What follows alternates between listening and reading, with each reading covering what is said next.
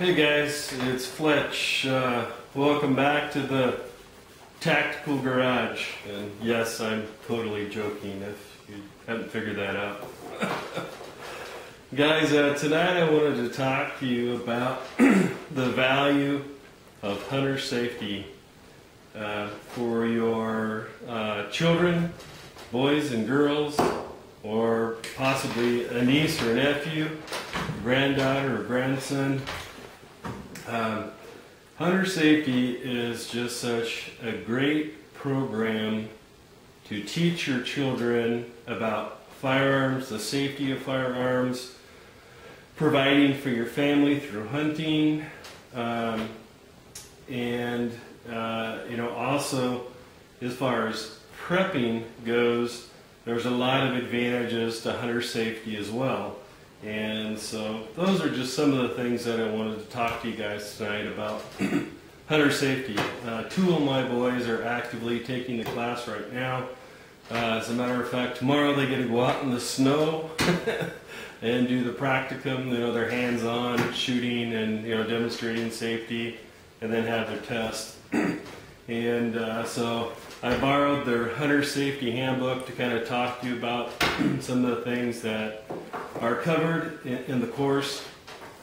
And the first thing that I wanted to talk to you guys about with hunter safety is, just like it shows you here on the cover of this, it gives you the depiction anyways that you've got three generations, a grandfather, his son, and the grandson.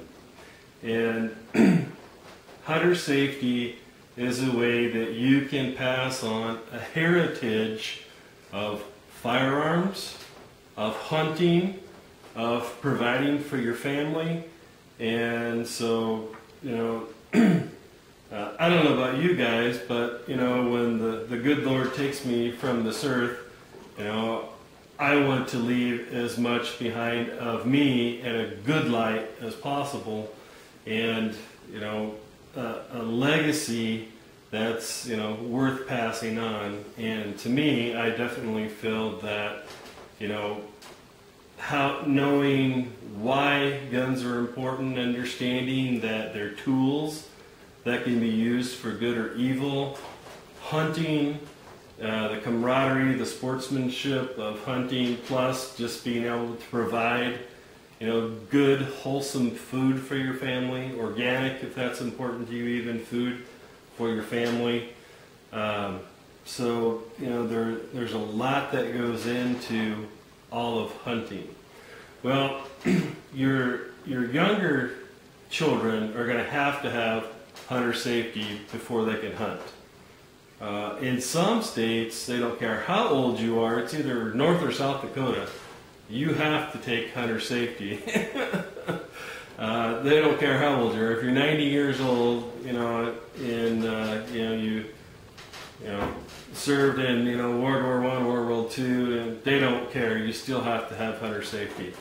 So just be aware of that too. If you travel to other states to hunt, in some states they now require that everyone must be required to have passed a hunter safety class.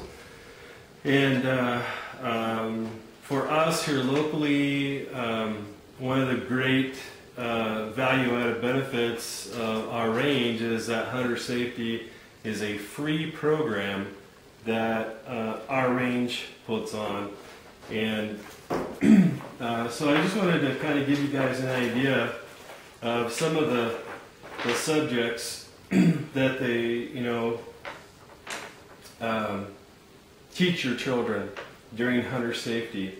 And especially for those of you that are out there, let's say maybe you're a single mom or a single dad, and you're just started watching prepping videos on YouTube, and from hearing myself or other people talk about the importance of having firearms and being able to protect your stuff, that you're putting back for your prepping, but you've never had any firearms training. Well, hunter safety is a good class to do that. It's springtime. and places are starting to put on hunter safety, and they will, starting in springtime through summer and into early fall, right before hunting season starts. And it's typically not a very expensive class. And so it's something that, both you and your child could take at the same time. I know the class that my boys are in, there's, 5, maybe 10 adults that are taking the class too with their kids because they wanted to learn about firearm safety, how to hunt responsibly, things like that. But just to kind of give you an idea, the state of Montana, this is what they put on there. I want to share with you the 10 commandments of firearm safety. Always point the muzzle of your gun in a safe direction. Always treat every gun as if it were loaded. Always be sure of your target and what's beyond. Always keep your finger off the trigger until you're ready to fire. Check your barrel and ammunition. Unload your firearm when it's not in use. Point a firearm only at something that you intend to shoot or destroy. Don't run, jump, or climb with a loaded firearm. Store firearms and ammunition separately and safely. Avoid alcoholic beverages before and during shooting, and that could also be prescription medications and things like that. But so those are the basics of the safety portion that they teach. Let's see here. They talk about hunter's responsibility, and they teach ethics, how to ethically hunt, how to follow the rules and the regulations. Chapter 3, today's firearms, they teach you all of the different types of firearms that there are, how they work, the common features, the differences between rifles, shotguns, and handguns, and identifying and operating firearm actions as in semi-automatic, a slide pump, a lever action, different things like that. And then again, firearm safety, like we were talking about, safely transporting, handing your firearm to someone else, or accepting a firearm, field carry, when it's safe to shoot, how to clean your firearm. Chapter 5, understanding ammunition, they talk about the different types of ammunition, choosing the right ammunition for the type of hunting or shooting that you're doing, knowing the range of what it is that you're doing. Chapter 6, shooting skills. They talk about marksmanship, which one of your eyes is your dominant eye, basic shooting skills, shotgun shooting skills, how to sight in or pattern a shotgun, where you can safely shoot. Chapter 7, preparing for hunt and outdoor safety. They talk about physical fitness, where you can hunt, how to read topical maps and compasses, why you need to have a plan for your day's hunting, what you should wear, outdoor essentials, the rest of your gear, first aid, extreme conditions, what to do if you're lost, and water safety. Chapter 8, making a shot and afterwards, they talk about the techniques that you can legally use to hunt big game, how to safely pick a good shot, where should you aim or shoot the animal, what to do after the shot, how to dress it out, field care and transportation, how to get it back. Chapter 9, special hunting and safety concerns, how to hunt from a tree stand, what about all-terrain vehicles and hunting, turkey hunting, hunting in bear country, and if you've never been in bear country, that's definitely something that you need to be aware of. What should you do if you're attacked by a bear, how to safely retrieve game meat in and out of bear country, and then Chapter 10, conservation and wildlife management, how to properly respect wildlife, dispatching the animal as humanely as possible, what habitat is for animals, wildlife management and conservation principles, and they teach the children how to respect the life of the animal, You know, you don't ever shoot anything that you don't intend to eat, things like that. What conservation is, wildlife identification, and also there's a lot of good information that a lot of people out there just don't know. Like there's a sporting goods tax, that anything that's sporting goods goes to wildlife management.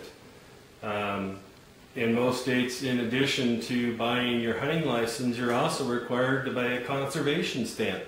And that goes to supporting wildlife habitat. In addition to all of your hunting and fishing licenses, that goes to supporting wildlife habitat. So for people who, you know, are anti-hunting, a lot of them just don't realize how much money sportsmen actually put into the management and the care for the animals, because people like myself that not only love to hunt, but I love to eat the food that I get from my family from hunting as well.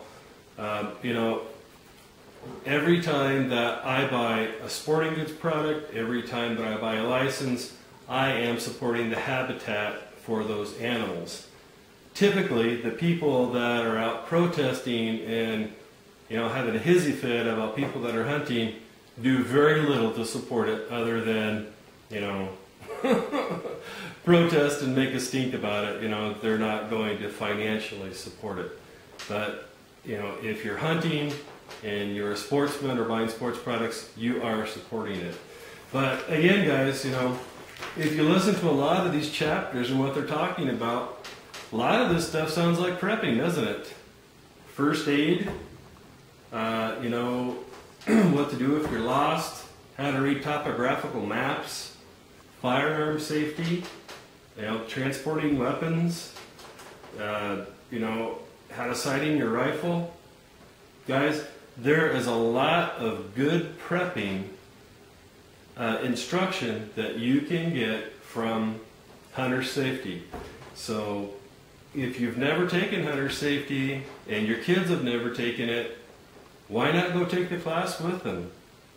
I guarantee you there will be other adults in the class with you, more than likely. Obviously, there's going to be an exception to every rule if I say that, but, you know, guys, there is a lot of good information that is given out. And these classes typically run from, I'd say, 12 to, I think the minimum is 12 hours of instruction.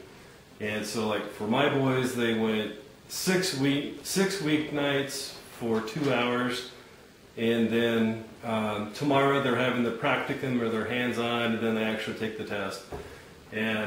But when I was talking to my boys about this, another very cool thing about hunter safety that has to do with prepping, in my opinion, is in most states, your hunter's safety class will also meet the safety requirements for having a carry concealed permit.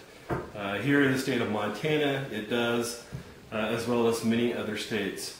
So it's also another way that by, you know, passing on a legacy or a heritage of hunting and firearms and things like that, that when your children are old enough where they can legally own handguns, you know, they can just go down and apply for it.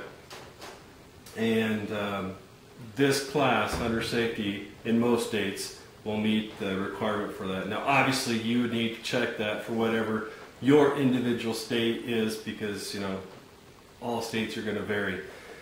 But again, guys, I just wanted to share this with you about what an awesome program hunter's safety is, and there's a lot of information in here that is directly related to prepping. And so I would highly encourage you that, you know, even if you can't get out and take the class, is the book work and all of that, a lot of places will allow you to do it online even.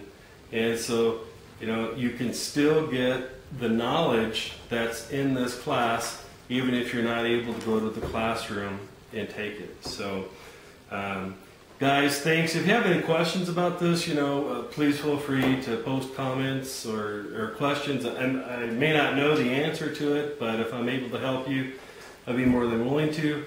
Thanks for joining me today, guys. I greatly appreciate it. God bless.